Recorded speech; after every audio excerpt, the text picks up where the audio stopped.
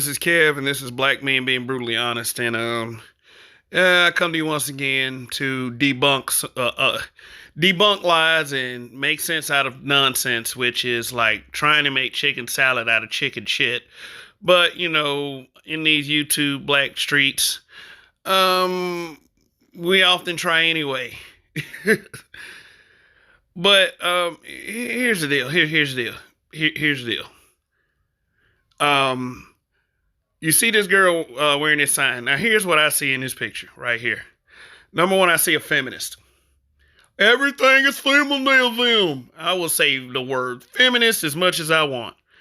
Second, she's wearing an AC/DC t-shirt rather. Not saying that, wearing liking a rock group makes you like white or like dating white people, but AC/DC is a very white legendary rock band, if you know anything about that. But let's focus on the statement that she said. Date who you want, but shut the fuck up about black women. Why? I might ask. Nobody has to shut up about anything. Everyone has a truth that has to be respected. It's not anything that, if you want one person to shut up, guess what? That person gets shut up, and then what? Another person, and another person, and another person, and then it's just a domino effect. And then we live in Orwellian times. But this is a goddamn lie.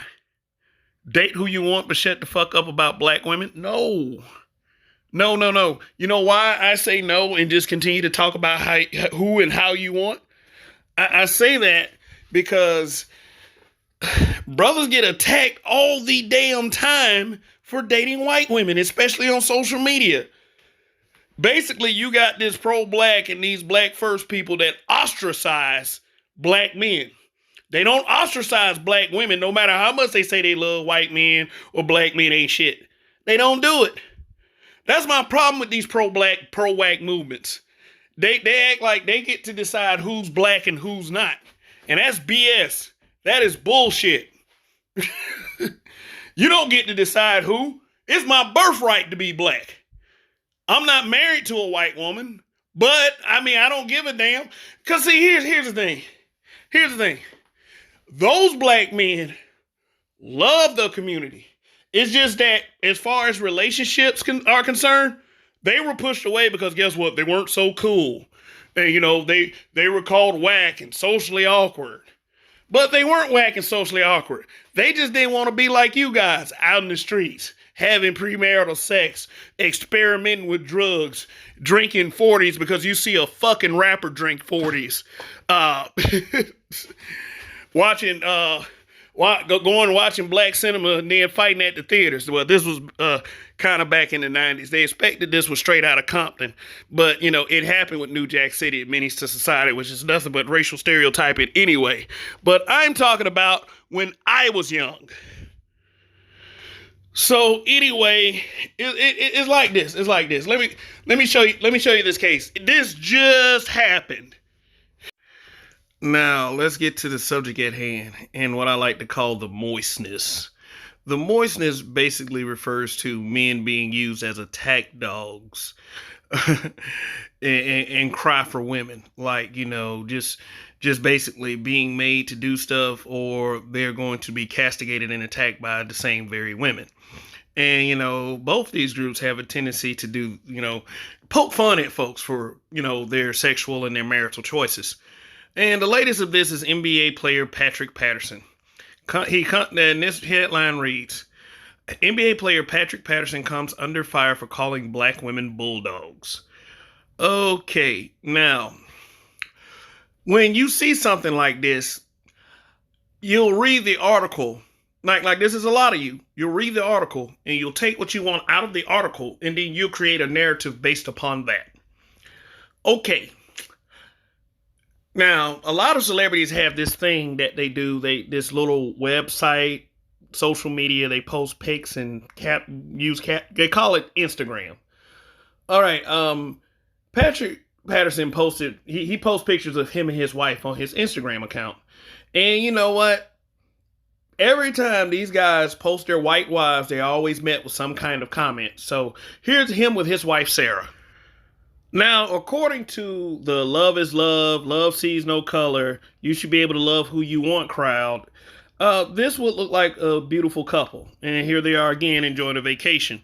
Now, brothers like Patrick Patterson, I would like to, and since we're making up turns, and you know, they make up terms all the time. I like to call black guys like him pan-racial. They date pan-racially, meaning that they just like hot women. They like hot women with nice bodies.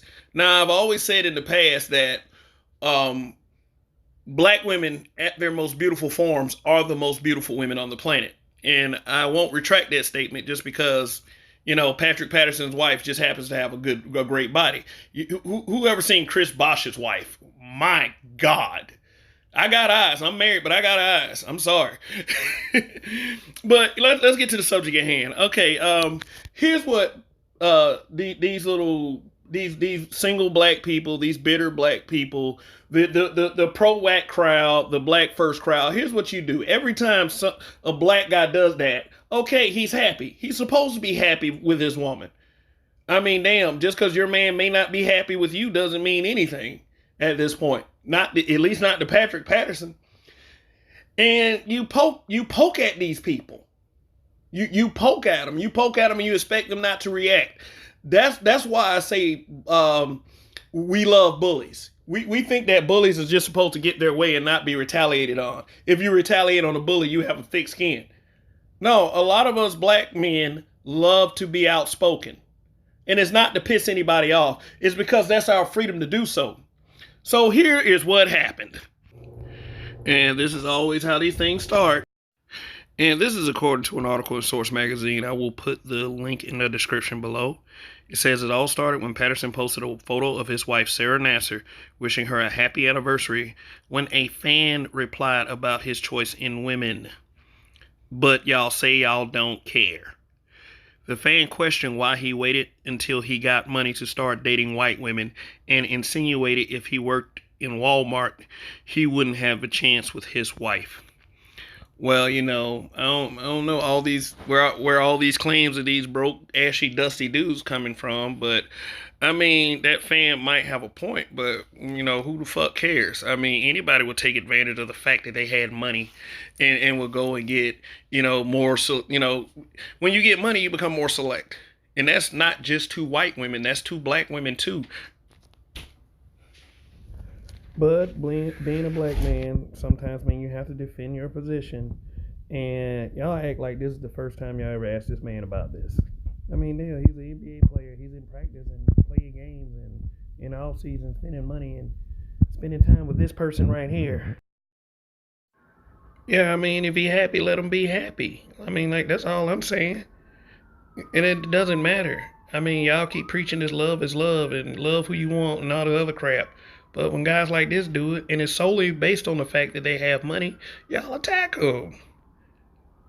I mean, I'm sure that's not the first time someone has said something to him about that.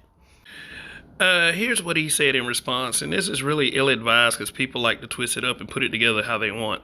He wrote, "Should I settle for a bulldog and act like I'm happy with my life and preach, keep it in your race to the world as if Dr. King didn't fight, die for equality, acceptance, all cultures loving one another, and no hate? No thanks. That may be your life, but I don't want that for mine or my family. Color doesn't matter. Wake up." Now, here's where I'm going to disagree with him. Color does matter in this country. And it's not necessarily because of black people. Black people just point out injustices. That's when color becomes a matter. And a lot of people don't want color to matter. But, I mean, like I said earlier in the video, I called him pan-racial. He dates pan-racially. He just probably likes hot chicks. And that could be where he's coming from. But, you know, in this social climate, nah, that's unacceptable to say. And I will say that. But I would also say this. He's not getting dragged because he said race didn't matter. He's getting dragged because he married a white woman. And everybody knows it. And by the Bulldog statement, He meant this, that y'all women would rather see a black man with a bulldog looking woman. Not saying that, she black or white or Hispanic or nothing. Y'all just rather see him happy with a bulldog looking woman. And with black women, yeah, the woman would have to be black, than to be happy with who he wants to be with. And he was just simply saying, no, I'm not gonna do that. But he also posted a statement, kind of apologizing. Well, you can judge it for yourself.